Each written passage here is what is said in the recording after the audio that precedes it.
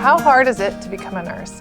There are quite a few steps involved in actually getting your nursing license and working as a registered nurse.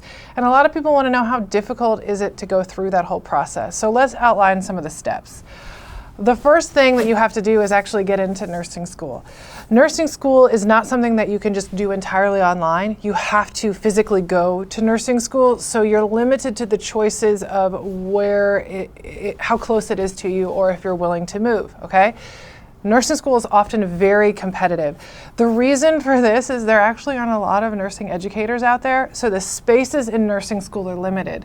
I live in an area where we have a great nursing school, and it takes people a couple years usually to get through the wait list unless they're an exceptional candidate. So getting into nursing school can be pretty competitive. You have to have a good GPA, good test scores, and sometimes you have to retake courses to bump up your GPA just to get in.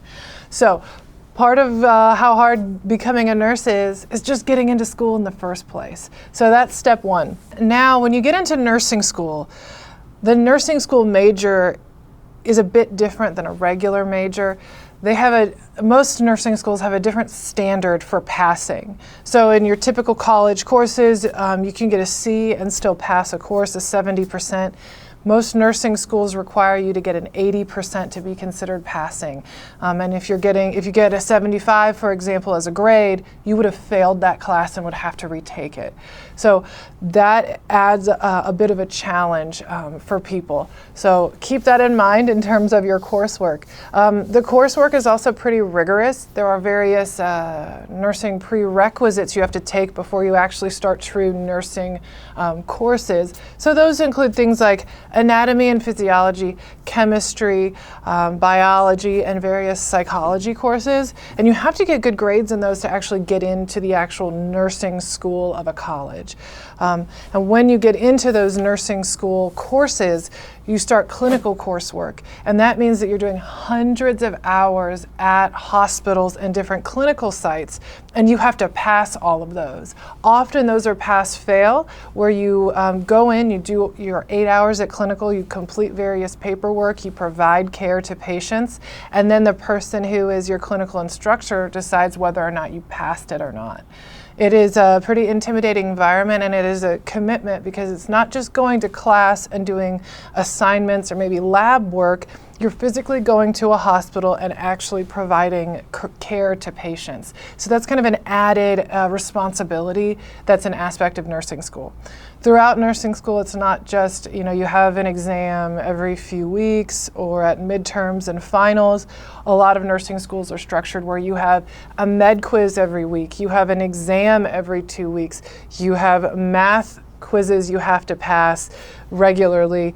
A lot of them will say you have to have 95% on every single math quiz to be considered passing. There's a lot of work entailed in passing the classroom portion, and then a large time commitment in terms of clinical hours you have to complete. So it's very involved, and you have quite a few classes you have to pass. And if you don't pass them, you have to repeat it. There's no way that you're going to be able to graduate without getting a passing grade in every single nursing course. All right, let's say you graduate nursing school. You got through all of those courses. You got your 80% or above. You passed all of your clinicals. You passed all of your math exams, and you have passed everything, and you're ready to graduate. So you're not a nurse yet. You have to pass the board examination. So you have to graduate from your school. It must be an accredited school. And then after you do that, then you submit your transcripts to a state board of nursing, and then you take the NCLEX examination. You have to pass this test and graduate from an accredited nursing school to be considered a registered nurse. If you don't pass the NCLEX, you're a nurse, but you're not registered anywhere. So to be an RN, registered nurse, you've got to do both of those steps. So as you can tell, getting into school, getting through school, graduating, and then passing the NCLEX, it's challenging. You often have to have a GPA that's pretty competitive to get into school in the first place. So it's academically rigorous to get through. It was definitely challenging for me. I was not your A+ student, but I was not someone who was getting C's either, and it was definitely a major time commitment. I had to put much more effort into studying and writing and coursework than I had ever done before nursing school. So it is definitely a challenge, but it's absolutely doable. You can do it in as little as 2 years if you full-time, doing summer school and doing school through breaks at a community college to get an associate's degree in nursing, or you can go the traditional route of the Bachelor's of Science in Nursing, which is what I did, and I got that degree. Actually, I got that over 5 years because I changed my major, but if I would have known right away I want to do a Bachelor's of Science in Nursing, that would have taken me a solid full 4 years.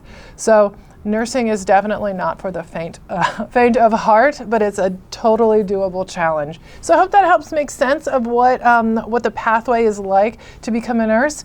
I have a lot of other resources in terms of supporting nurses throughout their entire journey of nursing school, and I have a few resources and programs I have used in the past that are outstanding to support people through nursing school, and I'm going to put the link to those in the description of this video.